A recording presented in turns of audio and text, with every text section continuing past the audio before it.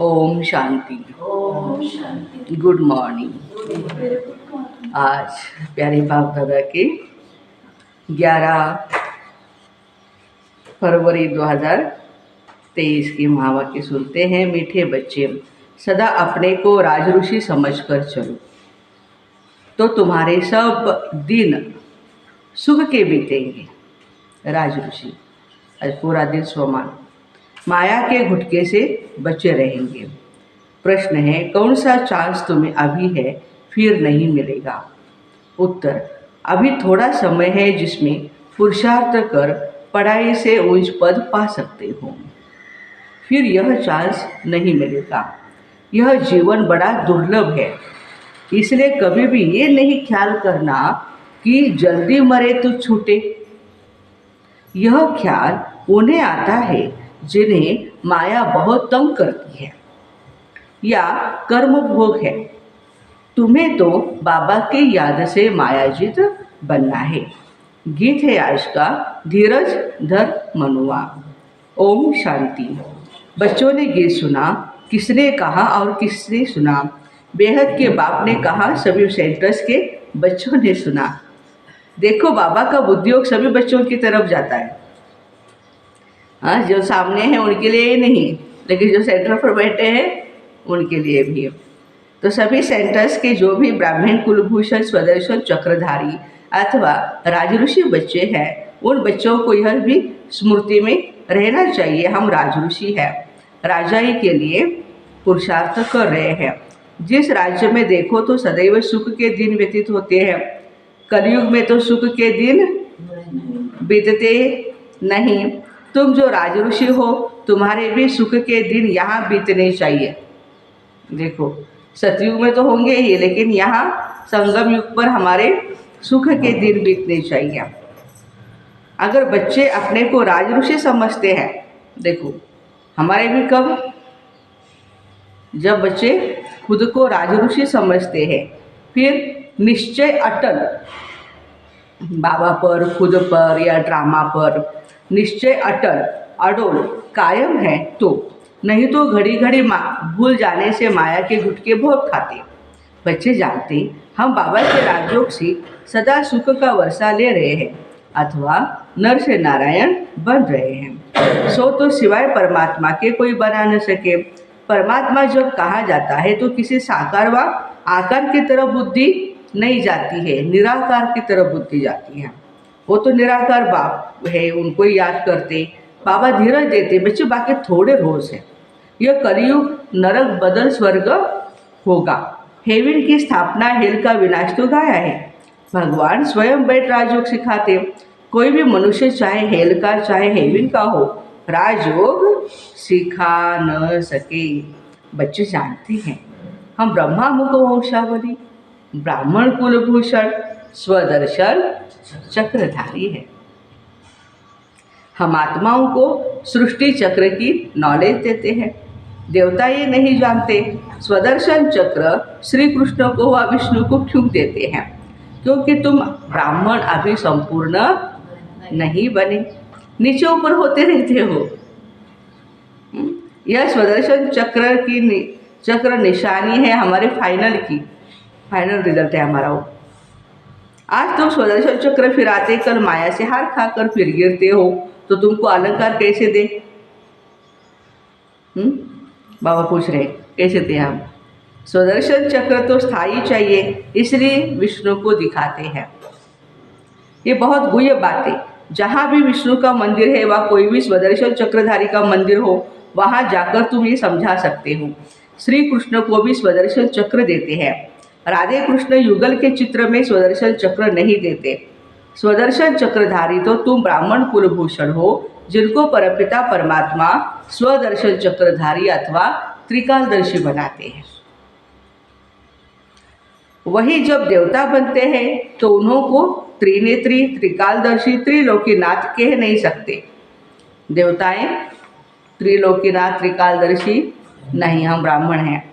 क्योंकि अभी तो हम स्वर्ग की सीढ़ी ऊपर चढ़ते हैं, सतयुग से तो सीढ़ी नीचे उतरनी होती है। वहाँ यह ज्ञान होता नहीं। वहाँ यह मालूम होता तो तुम राजाई कर न सको, यही चिंता लग जाएगी। कि सतयुग के बाद फिर त्रेता आएगा, फिर द्वापर, फिर कली संगम आएगा और हम बच्चे फिर ताशगांव में ऐसे रहेंगे, सारे प्रॉब्लम्स फिर जो भी हुए हैं याद आते रह जाएंगे। तो बाबा कहते ये याद नहीं आता है, अच्छी बात है। तो अब बाप बच्चों को धीरज देते हैं कि बच्चे घबराओ मत, माया पर जीत पानी है, माया के तूफान तो आएंगे, विघ्न जरूर आएंगे, इसका इलाज है योग में रहो। क्या इलाज है? योग में रहो। माया योग तोड़ेगी, परंतु पुरुषार्थ कर योग में रहना है। जो योग में रहेंगे तो उनकी आयु भी बढ़ेगी। कल कोल्हापुर में सुदेश दीदी आए थे, 80 साल की उम्र है अभी देखो, लेकिन ऐसे लग रहा है जैसे 50 साल के हो।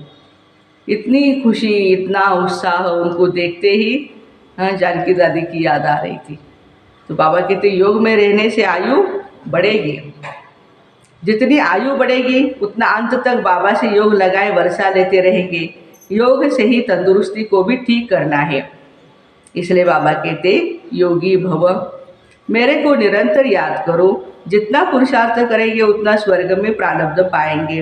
तो बाबा कहते योग में रहो बच्चे, तो तुम्हारे विकर्म भी विनाश हो जाएंगे। बाकी थोड़ा समय है। तुम ऐसे नहीं कहेंगे विनाश जल्दी हो और हम स्वर्ग में जाए, नहीं, यह जीवन बहुत दुर्लभ है।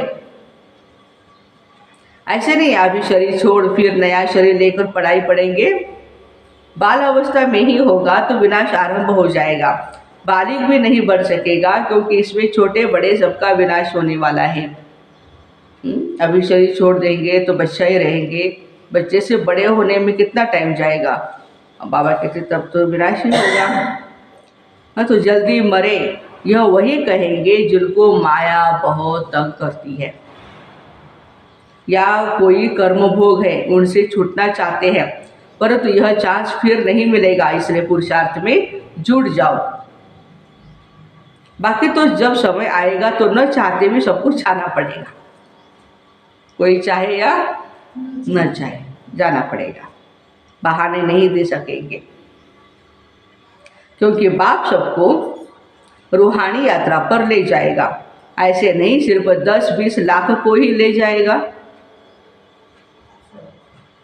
जितने हैं सबको। जैसे कुंभ के मेले पर 10-15 लाख जाते, ये तो आत्मा परमात्मा का मेला है। बाप स्वयं पंडा बनकर लेने आए हैं। इनके पिछाड़ी में तो अनगिनत आत्माएं जाएंगी, परंतु ऐसे भी नहीं सब जल्दी जाएंगे। प्रलय हो तो फिर यह भारत खंड ही न रहे, परंतु यह भारत अविनाशी खंड है, यहाँ बहुत रह जाते हैं। फिर सतयुग में एक ही सूर्यवंशी राजधानी स्थापन होती है। कलयुग विनाश हो, सतयुग स्थापन होने में बीच का थोड़ा सा टाइम मिलता है। इसमें थोड़े रह जाते हैं जो नए सिर अपनी राजधानी बनाते। बाकी पुरुषार्थ का यही थोड़ा समय है, इसको ही कल्याणकारी युग कहा जाता है। ये संगम युग क्या है? कल्याणकारी युग है। दूसरे संगम को कल्याणकारी नहीं कहेंगे, क्योंकि नीचे ही उतरते हैं। अब संपूर्ण सुख से संपूर्ण दुख में आ गए, यह नॉलेज और किसकी बुद्धि में नहीं। आगे हम भी कुछ नहीं जानते थे, अंधश्रद्धा से सबकी पूजा करते थे।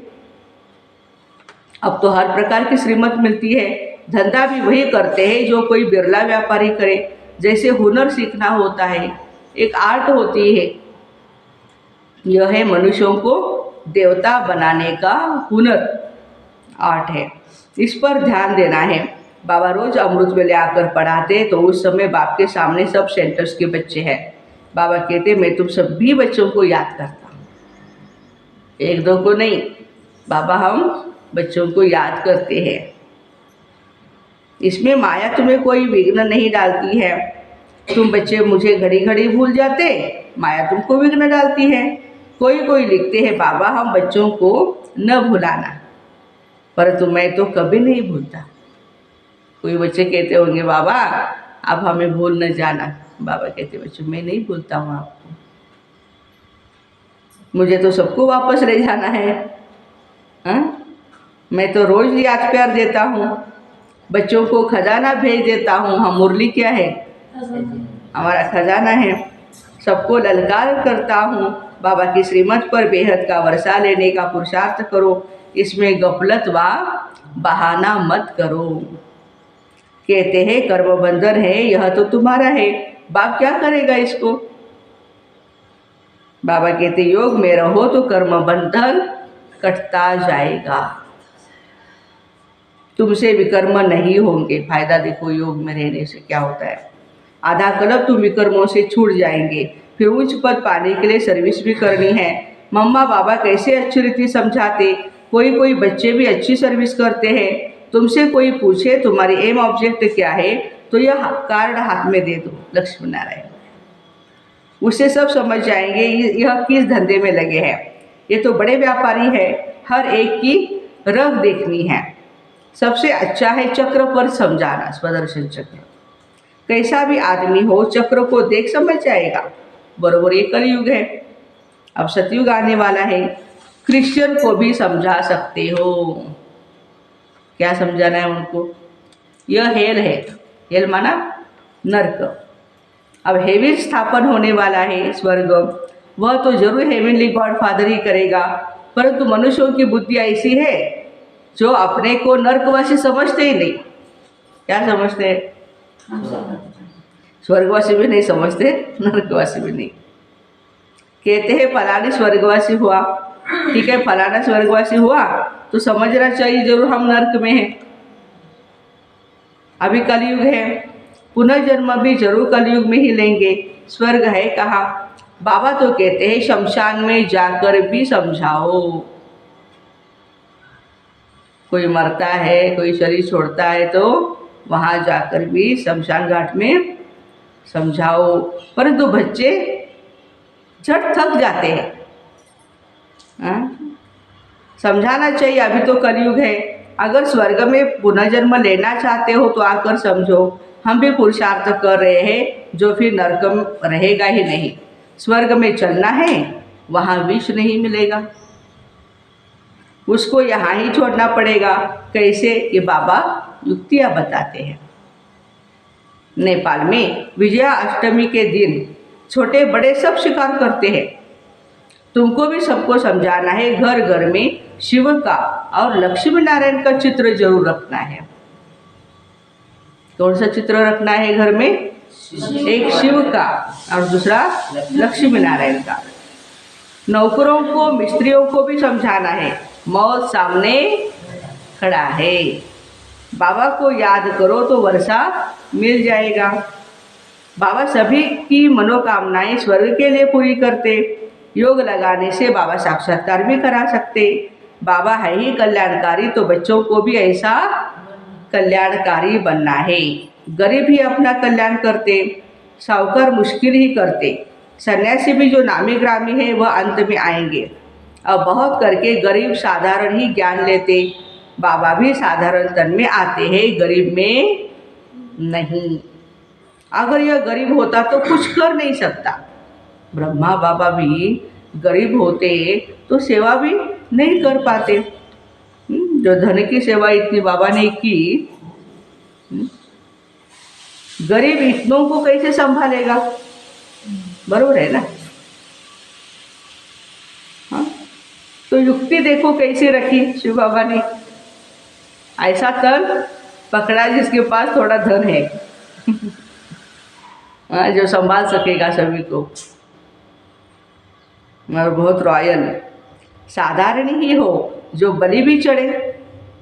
हाँ, बहुत साहूकार होते तो बाबा बलि भी नहीं चढ़ते, क्योंकि साहूकारों को तो अपनी प्रॉपर्टी का, संपत्ति का कितना अहंकार होता है। और इतने सबकी परवरिश भी होती रहे। इनके साथ साथ और भी बहुत बलि चढ़कर वारिस बन गए। अच्छा, मीठे मीठे सिकिलदे बच्चों प्रति माता पिता बाप दादा का याद प्यार और गुड मॉर्निंग। रूहानी बाप की रूहानी बच्चों को नमस्ते। माता पिता बाप दादा को याद प्यार, गुड मॉर्निंग और नमस्ते। शुक्रिया बाबा, शुक्रिया। मातेश्वरी जी के अनमोल महावाक्य सुनते हैं। यह जो मनुष्य गाते हैं ना, ओ गीता के भगवान अपना वचन निभाने आ जाओ। यदा यदा ही धर्मस्य, अब वो स्वयं गीता का भगवान अपना कल पहले वाला वचन निभाने, पालन करने के लिए आया है।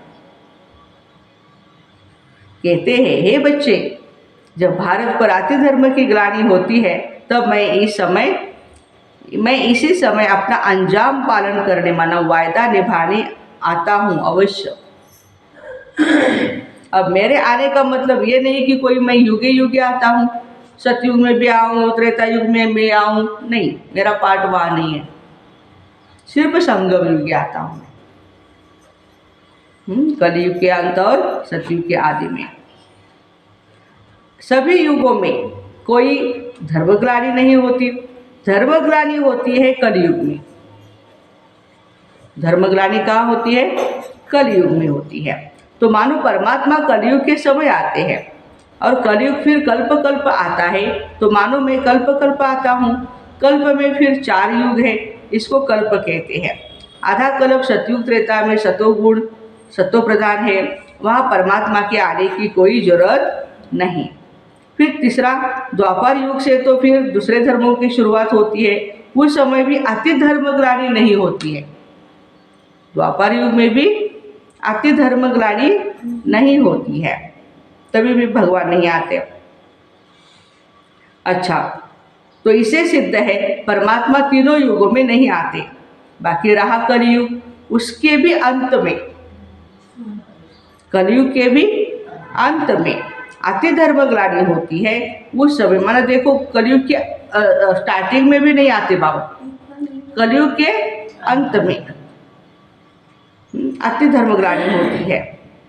तो अधर्म विनाश कर सतधर्म की स्थापना करते हैं। अगर द्वापर में आया हुआ होता तो फिर द्वापर के बाद सतयुग आना होना चाहिए, सतयुग आना चाहिए। फिर कलयुग क्यों? ऐसे तो नहीं कहेंगे परमात्मा ने घोर कलयुग की स्थापना की, नहीं, परमात्मा ने घोर कलयुग नहीं स्थापना किया। अब ये तो बात हो नहीं सकती, इसलिए परमात्मा कहते मैं एक हूँ, एक ही बार आकर अधर्म का कलयुग का विनाश कर सतयुग की स्थापना करता हूँ। तो मेरे आने का समय संगम युग है। मनुष्य आत्माओं को किस्मत बनाने वाला, मनुष्य आत्माओं की किस्मत बनाने वाला, किस्मत बिगाड़ने वाला कौन? बनाने वाला है शिव बाबा, बिगाड़ने वाला है रावण। हम ऐसे नहीं कहेंगे किस्मत बनाने वाला और बिगाड़ने वाला दोनों ही परमात्मा है, नहीं। बाकी यह जरूर है किस्मत को बनाने वाला परमात्मा है और किस्मत को बिगाड़ने वाला खुद मनुष्य है।